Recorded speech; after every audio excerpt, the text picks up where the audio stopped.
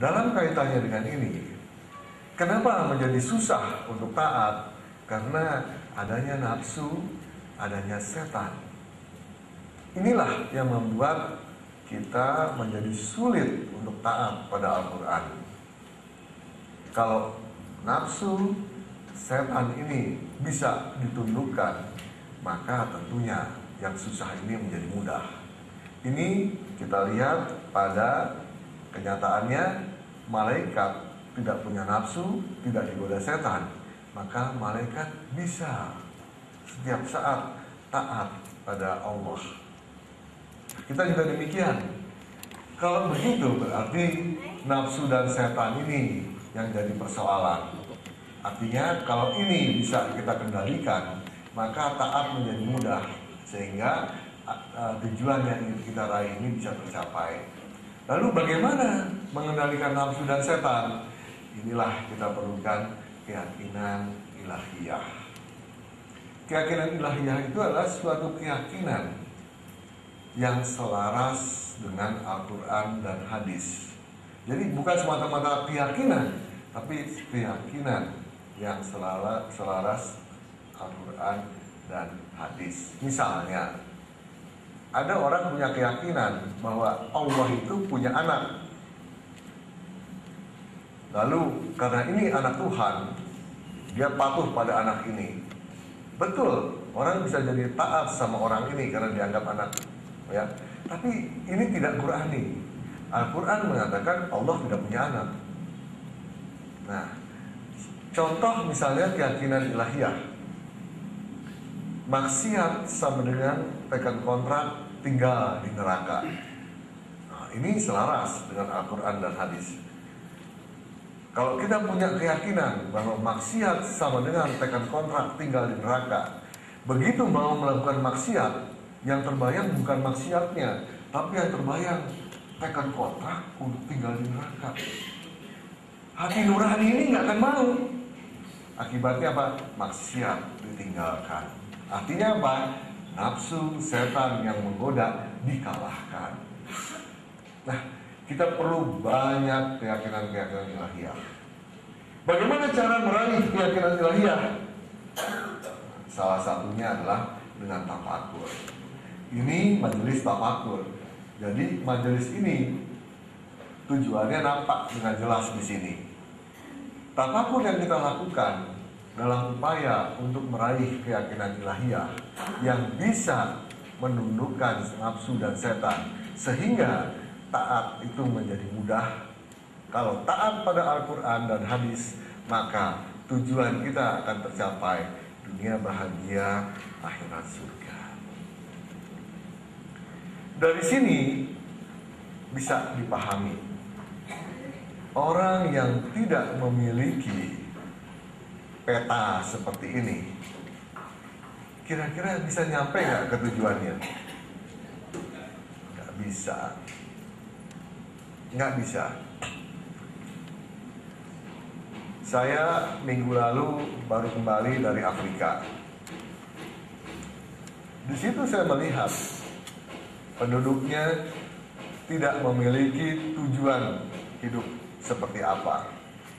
Jadi mereka tidak memiliki tujuan hidup. Kalau gitu bagaimana? Mereka hanya mengikuti naluri. Karena itu bangun pagi, kerja semata-mata untuk mendapatkan uang, untuk membayar kesenangan. Kemudian malam tidur, pagi begitu terus yang dilakukan. Tidak ada sedikit pun nuansa ilahiyah di sana.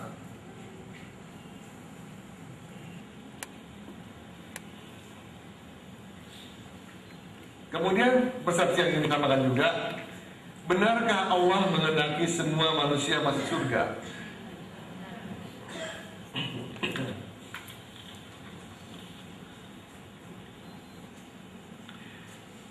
Kalau Allah menghendaki semua manusia masuk surga, tentu ada konsekuensinya, yaitu konsekuensinya otomatis dia akan campur tangan dalam kehidupan manusia. Betul nggak?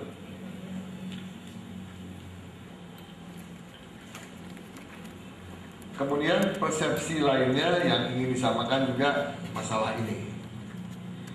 Benarkah semua kejadian yang dialami oleh manusia merupakan ketentuannya? Benar. Betul. Kita lihat Allah berfirman dalam ayat ini yang sering disebut ayat takdir. Tidak ada sesuatu kejadian pun terjadi di bumi dan tidak pula pada diri kamu, melainkan telah ada dalam kitab Lauhul Mahfuz sebelum kami melaksanakannya. Sesungguhnya hal itu bagi Allah adalah perkara mudah, agar kamu tidak terlalu sedih atas sesuatu yang luput darimu, dan tidak perlu terlalu gembira atas sesuatu yang dikaruniakannya kepada kamu. Allah tidak suka pada setiap orang yang angkuh dan banyak membanggakan diri. Al-Hadid ayat 22 dan 23. Jadi, apakah semua kejadian yang menimpa, yang kita alami sudah ditentukan Allah sebelumnya?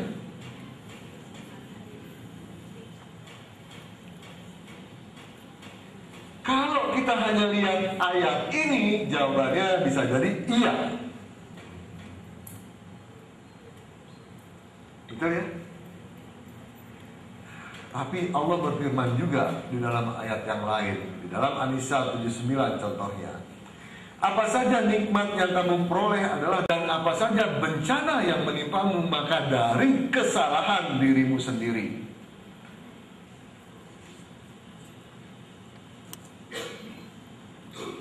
Allah mengajarkan pada kita, bila memahami pedoman hidup Al-Quran, jangan menggunakan kacamata kuda,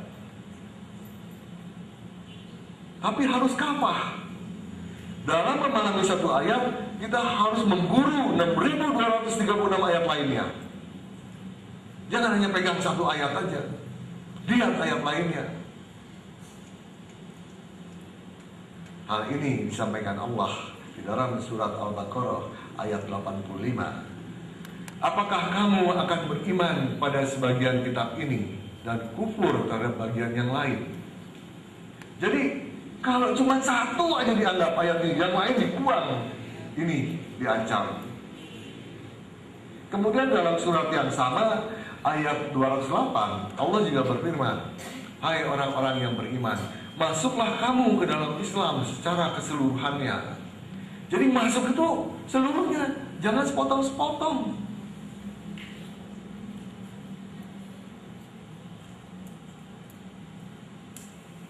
Nah, kalau kita masuk secara keseluruhan, ya, maka Allah memang campur tangan dalam kehidupan manusia, tapi tidak pada setiap kejadian.